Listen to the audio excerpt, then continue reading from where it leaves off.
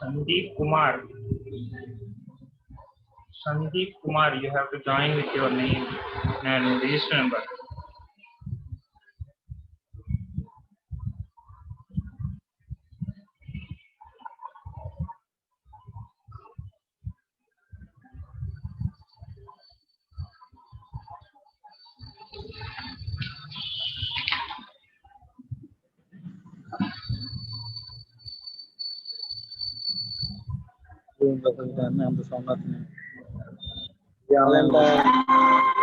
కావాలంటే మ్యూట్ లో పెట్టు. నాదేం చెప్తాను ఏం కాదు. In the first class, we have seen the materials used in transmission systems. In the next class, we have seen different types of conductors used in transmission system, power transmission system. The main objective of the power transmission system is to transfer energy or generated power from one place to load centers, where the load centers are very far. So we have to transfer this generated power to load centers. For that, we have selected materials based upon their mechanical, electrical and physical properties. We have selected a material and also the type of the conductor. So most commonly used conductors are ACSR conductors, aluminum conductor, steel reinforced. So because of so many properties, these conductors are used. And we have also seen different types of conductors like AAC, all aluminum conductors, all aluminum alloy conductors, AAC conductors, and also all aluminum carbon composed conductors. So there are so many types of conductors. In the last class, we have seen those things.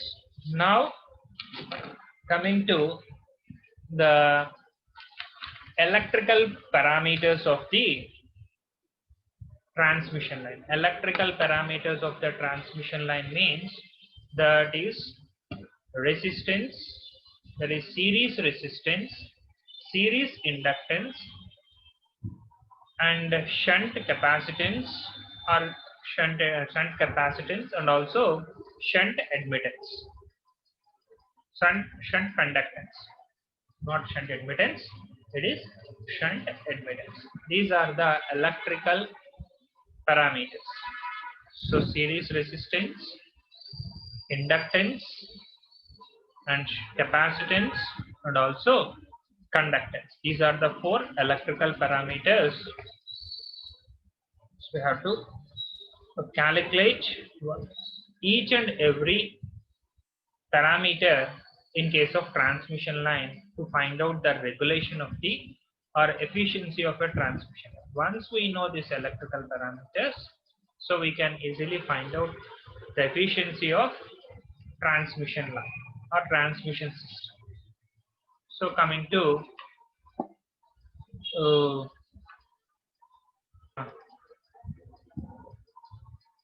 series inductance, series resistance, series inductance, capacitance, and conductance. So all these four parameters are distributed along the lines. So while considering any transmission line, these parameters are distributed along the transmission line. It is not a lumped parameter. In case of circuits or in our laboratory, we have seen a resistance of some 100 ohms. So if 100 ohms resistance is simply a lumped resistance, the resistance is placed that is in between 2 points. So that is termed as lumped. Whereas in case of distributed, in case of transmission line, each and every unit of transmission line is having resistance, inductance, capacitance, and also conductance. So these are conductances. Now coming to first parameter, series resistance. So while modeling a transmission line, so we can use most of the cases we neglect this shunt conductance. The series resistance relies basically on the physical components of the conductor at a given temperature. So the resistance depends upon so many factors. The series inductance and shunt capacitances are produced by presence of magnetic and electric field around the conductor, and it depends upon the geometrical arrangement. If we observe the inductance, there is no physical inductance. It is because of it is a property of that material. So because of current flowing through the transmission line, so automatically the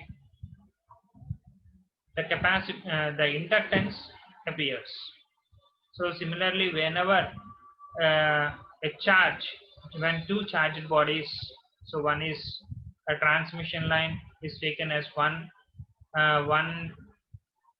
conductor, and the earth as one more conductor, or two plates, just which is two plates, and air between these two conductors acts like a dielectric media.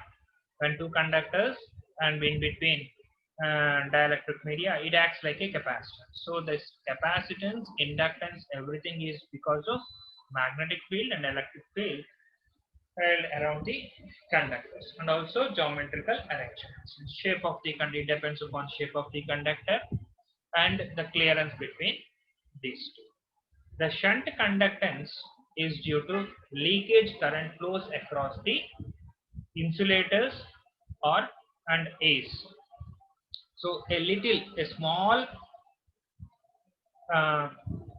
leakage currents flows through the air or across the insulators. So this is very small in case of overhead lines. Since overhead lines are it is the clearance between the earth between the clearance between two conductors or conductor to ground is very high when compared to underground cables. So in this case, the shunt conductance can be neglected, and it is very negligibly small. So if we observe the power losses or the leakage currents or leakage power, so it is very small amount in terms of watts, whereas the power transmitted in a high voltage transmission lines, that is in megawatts, kilowatts, or megawatts. So power is transmitting through the transmission. In that case, so if we compare this leakage currents, so it is very small. So therefore, most of the cases we neglect this shunt conductance values. Now how to calculate the resistance in case of a transmission line. So transmission line, most of the cases we observe AC current is flowing through the transmission line. Similarly, DC is also flowing through the transmission line. So the resistance, if we compare these two resistances, even though the conductor is same, if the current passing through that conductor is a DC current, automatically the resistance is somewhat less when compared to AC resistance. So it is the AC resistance of a conductor in a transmission line is based on the calculation of its DC resistance.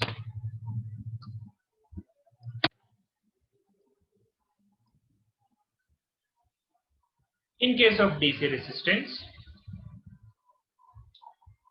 if the DC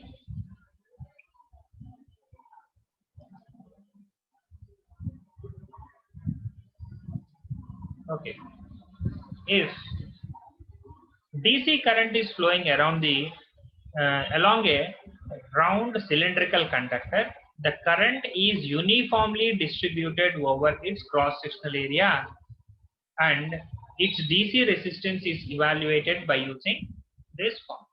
So simply, if the conductor, a smooth, a round conductor, if we consider, the resistance, the DC resistance can be calculated using rho L by A. So everybody know that formula. So that is simply a rho L by A, where this rho is nothing but conductor resistivity at a particular temperature. Similarly, current rho L by A. L is conductor length in meters. A is conductor cross-sectional area in meters. So area of the conductor, cross-sectional area of the conductor is A. Rho is resistivity at a particular temperature, where L is length of the conductor. So here the DC resistance depends only on the length of the conductor. So area of cross section for a given conductor, it is not going to change. So resistivity at a particular temperature is also almost constant. Okay, so it depends upon the length of the line. So that is what we come across.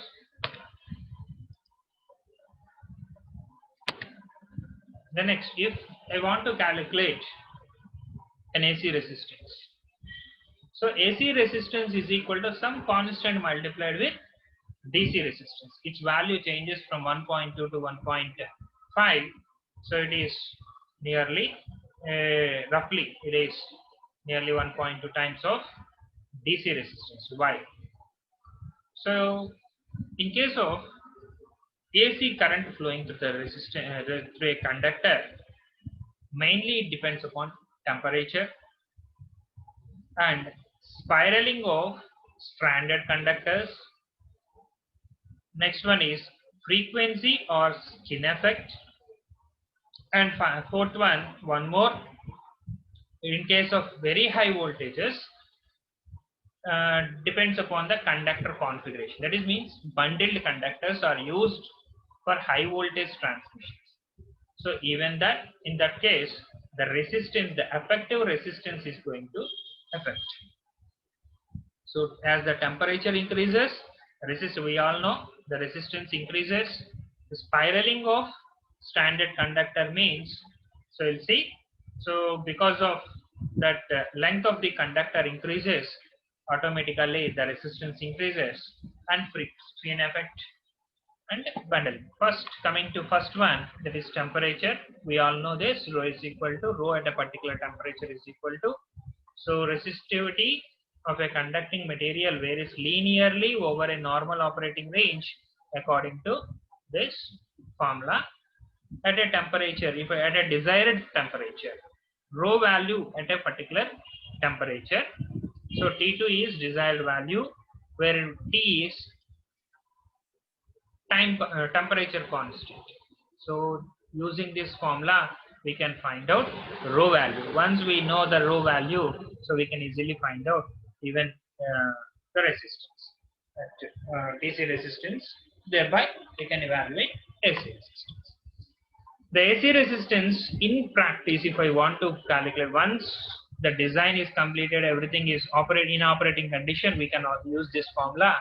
RAC is equal to the total power losses in the transmission line divided by I square directly gives AC resistance value.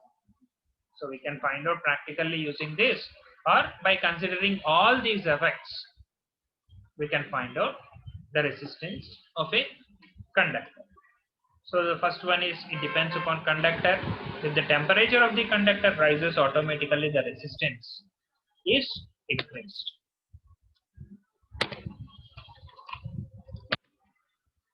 So if we observe the resistivity values at a 20 degrees, the resistivity and the temperature coefficients of some silver conductor. So if we observe its value is constant value at 20 degrees, that is given 1.59 into 10 to the power of 8 ohm meters, and temperature quotient capital T it is. So 243. So similarly for aluminum conductor, if we observe, this is 2.83 into 10 to the power of 8, and ohm meter, temperature quotient capital T is 228.1. Using this, so we can find out this resistivity of a conductor at a desired temperature. So using this formula, so we can easily find out the temperature, the resistance, effect of resistance. So next one is spiraling of stranded conductors. We have already seen ACSR conductors, in types of conductors, aluminum conductor, steel reinforced. So steel reinforced conductors,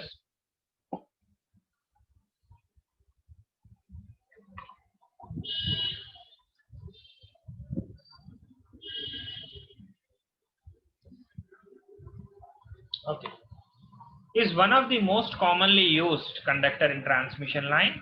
It consists of alternating layers of stranded conductors spiraled in opposite direction to hold the strands together, surrounded by a core of steel strands. So if we observe this ACSR conductors, inside total 7 steel conductors, around these 7 steel conductors, around roughly 30 aluminum strands. Each strand is, again, if we observe over a length, so these aluminum strands are spiraled.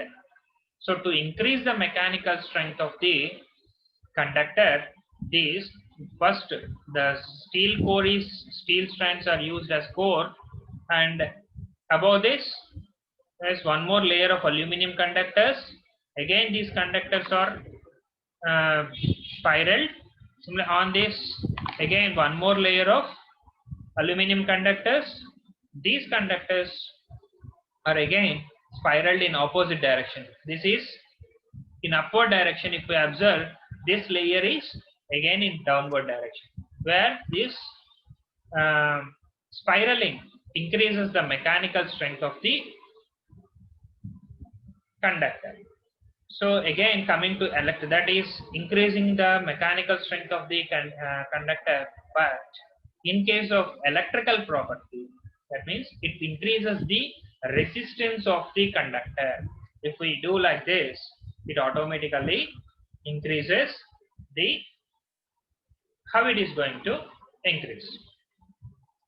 So the resistance is increased because the outer strands are lengther than the inner strands on the account of spiraling. If we take a physical length of a single strand, that is a bit lengthy than the inner strand. Inner strand means, again, if we take a steel strand, so it is straight conductor. So first conductor, if we observe the center conductor, it is a straight conductor having a length of length. It is a specific length. So if a conductor is spiraled on this uh, steel strand, so one more aluminum strand, if we take, that is spiraled on the conductor. Here the length of the aluminum conductor is more when compared to conductor length of the steel strand. So like that.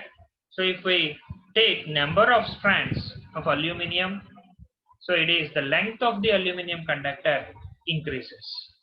So now using this formula, again the same. This is resistance of a conductor for a single strand. What I am calculating in this case, this is conductor means a single strand. Rho L by A, same formula. Rho at a different temperature, already what we have calculated previously using. Rho at T2 is equal to rho into.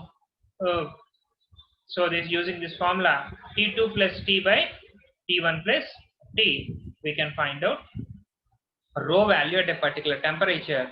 This entire term indicates the length of the conductor, the increased length of the conductor. So it is not the same length here, that 1 by 1 plus pi into 1 by 3 whole square ohm per meter square. So where are resistance of wound conductor in ohms. So this is entirely the length of wound conductor in meter. So how to calculate this P? So P, again, it is relative pitch of the wound conductor. Relative pitch of the wound conductor means length of the turn. Since these aluminum conductors are spiraled on the inner conductor, so here the relative pitch of the wound conductor, it is L by 2 R layers, where length of one turn of the spiral by diameter of the layer. So since that is round on the conductor, so it is spiraled on a single conductor. So that means the diameter of the conductor we have to consider. So thereby, so for diameter of the inner conductor is a small diameter. If we observe the layer of second layer, the diameter becomes very high. So first inner one, the first one, it is small diameter. Here it is increasing in diameter. Here again it is increasing. So the resistance value depends upon the spiraling of the conductors. Next, how to calculate this resistance? Now all the resistance, if we take for a single conductor, that is a single aluminum conductor strand, that is not conductor, it is a strand. So those strands are connected in parallel. The parallel combination of n conductors with the same diameter per layer gives the resistance value per layer. So this is resistance per layer. Layer means, again, for the outer layer, this is one layer, this is one more layer, here it is another layer. Total 3 layers are appearing in this figure. So first layer, second layer, third layer, layer by layer we have to calculate the resistance. So this is all the conductors are connected in parallel. So the effective resistance is going to be 1 by R1 plus 1 by R2 plus 1 by R3 is equal to 1 by R equivalent. Everything is connected in parallel. So total resistance becomes 1 by total conductance value. So similarly, so once we get the resistance of a particular layer, again second layer and first layer, again they are connected in parallel. The total resistance of the standard conductors is evaluated by parallel combination of resistance per layers. Again we have to parallelize those layers here to get the final resistance of the conductor. So effect of spiraling we have to consider. Next, the third effect. So resistance, first one is temperature, effect of temperature. If temperature increases, automatically the resistance value increases. If the frequency the spiraling of the shape of spiraling of the conductor. If we use solid conductor, the resistance is very less. If the conductor is generally, most of the cases, ACSR conductors are spiraled, so the resistance increases. Next, third one is frequency or skin effect. Normally, the operating frequency for a transmission system is 50 hertz. In India, the operating frequency is 50. Now, how it is going to affect? In case of DC, the current is uniformly distributed in the conductor. Whereas in case of AC, the frequency of AC voltage produces an effect on the conductor resistance due to non-uniform distribution of current. So non-uniform distribution of current, this is also called as skin effect. So in case of AC, the flow of current takes place on the outer side of the conductor. So that means the current density is less at the center. Gradually it increases towards the outer portion of the conductor. So this is called as skin effect. As the frequency increases, the current tends to go towards the surface of the conductor, and the current density decreases at the center. So it is non-uniform distribution of current. So this non-uniform distribution of current, the skin effect reduces the effective cross-sectional area. So effective cross-sectional area is present in the denominator. So rho L by A. So again same formula we have to use. A is effective cross-sectional area of the conductor if we take. So the area used, so this denominator is reduced, thereby the effective resistance increases. The denominator decreases. The current passing to the conductor is using only on the outer portion of the conductor, whereas the inner portion at the center it is very less. So the effective area used by the current is increased, thereby the effect is reduced, thereby the resistance increases. So this is about skin effect. So if frequency is more, the current flows moves towards the surface of the conductor, towards the outer surface of the conductor, thereby the resistance value changes. Next, coming to next slide, bundled conductor. This is also configuration in case of high voltage transmission lines. The effect of corona means it is ionization of air around the conductor. So ionization of air means if we observe the skin effect, the current flows over the surface of the conductor. Maximum current flows through the outer surface of the conductor, thereby the surrounding air gets ionized. So under bad weather conditions, this may get some flashovers may also takes place. If the dielectric strength of air, if we observe, that is 30 kV per centimeter, so if it is more than that voltage, so automatically flashover takes place. So this is also takes place only in the high voltage transmission lines that can also be visualized with a naked eye. We can observe this corona effect as light blue color layer appears on the surface of the conductors under snow or rainy conditions. We can observe this effect of corona.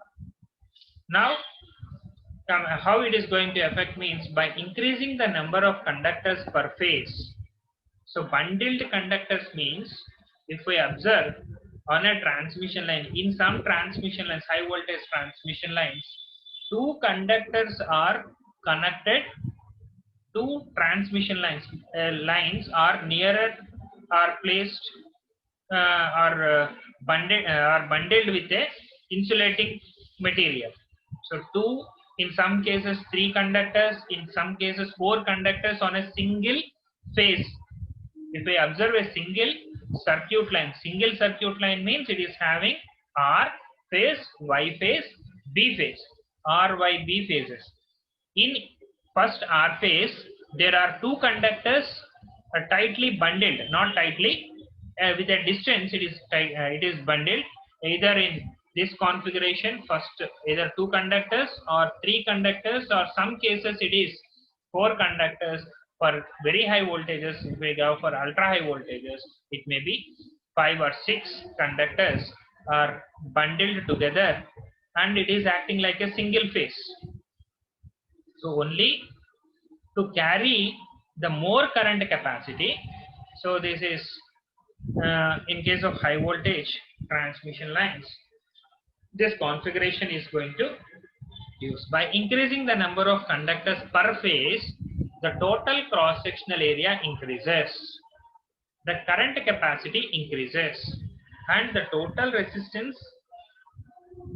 So when the current capacity increases, automatically the total AC resistance decreases proportionally to the number of conductors per bundle. So previously it is having current, a particular amount of current. So if we use bundled conductors, automatically the capacity, current carrying capacity increases, thereby the AC resistance value decreases. Okay, this can also, using bundled conductors, we can reduce the corona loss. Is it clear? Anybody? If they want to ask anything regarding how, the next topic, the first one is calculation of capacitance, the next one is calculation of inductance. In calculation of inductance, so how do we define inductance? How the inductance appears in a transformer. Whenever a current, automatically, whenever a current carrying conductor produces, so whenever a current is passing through a conductor, it produces a magnetic field around the conductors. So whenever a current is passing through the conductor, a magnetic flux lines generated around that conductor. If this current varies with time, the magnetic flux changes and a voltage is induced. Therefore, an inductance is present.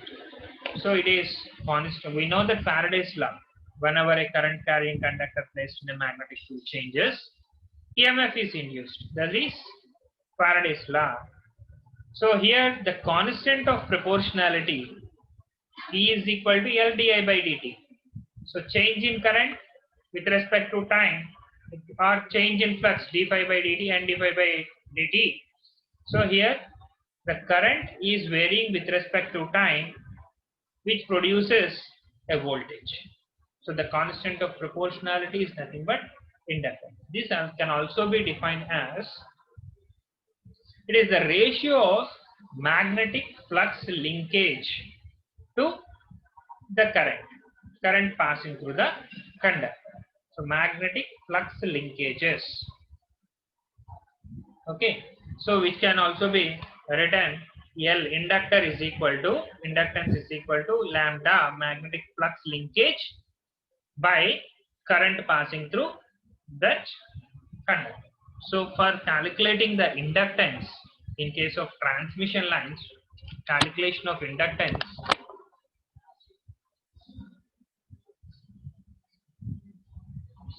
the procedure we have to follow, mainly the magnetic flux produced by the current in a transmission line conductor produces a total inductance whose magnitude depends upon the line configuration.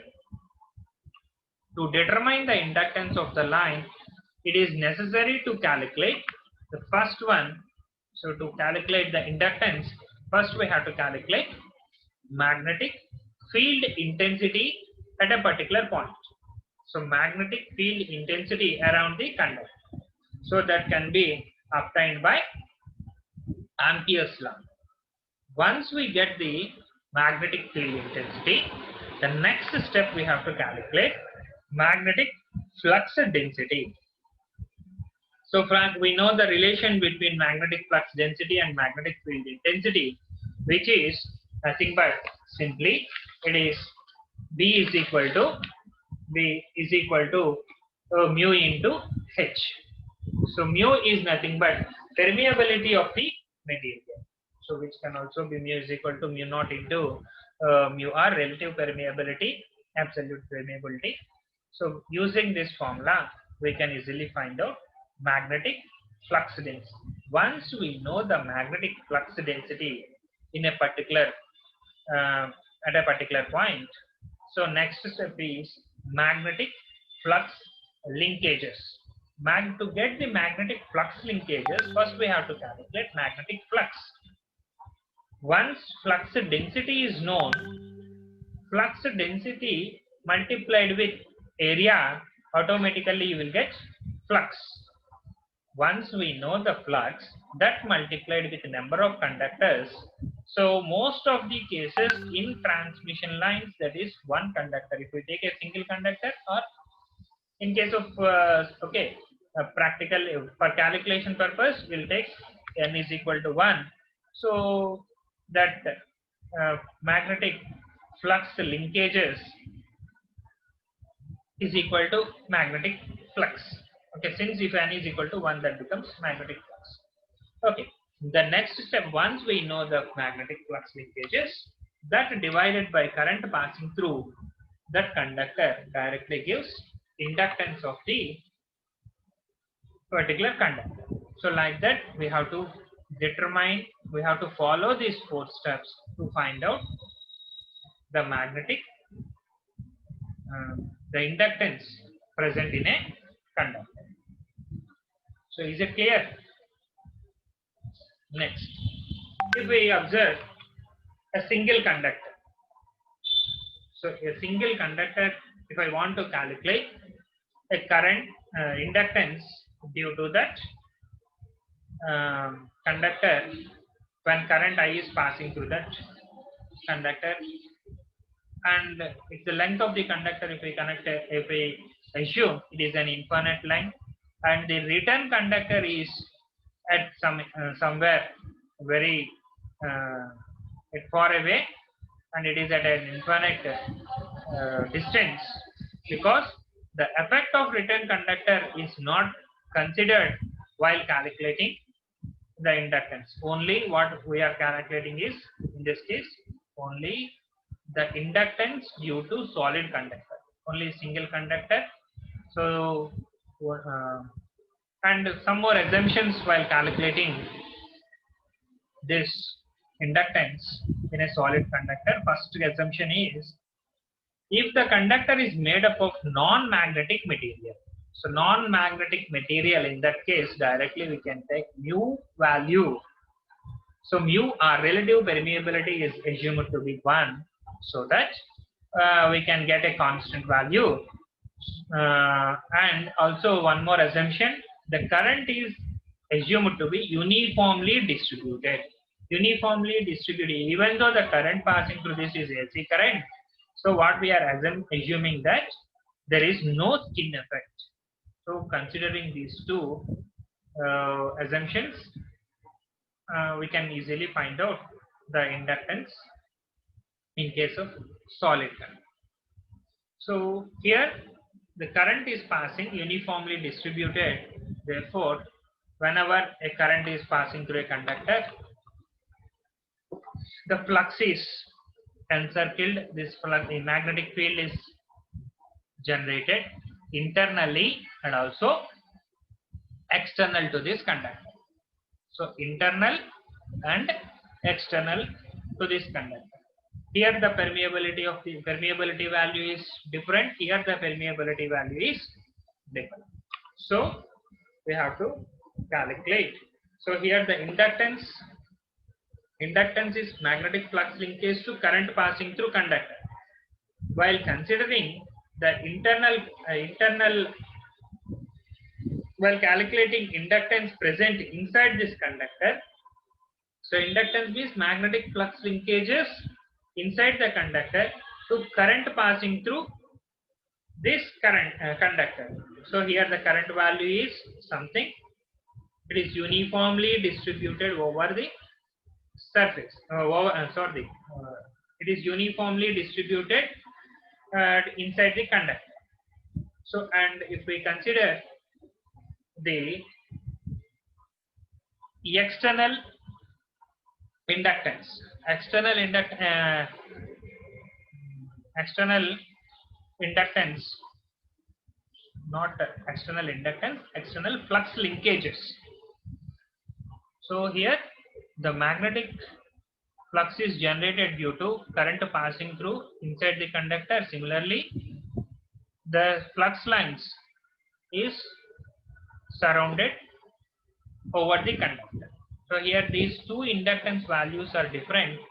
So while calculating the total inductance due to this transmission line is a combination of inductance. It is inductance due to internal flux linkages and inductance due to external flux. That gives the total inductance of this conductor. Next, the direction of these flux lines is given by right hand thumb rule. If we take the direction of current denoted by thumb, the fingers shows the direction of current. So if the current direction is in this direction, the finger shows the direction of magnetic field or the flux lines. So the direction of the flux is also given. So in the next class, we assume we will calculate the inductance due to internal flux linkages. Similarly, inductance due to external magnetic field lines. Okay, let us stop here and assume and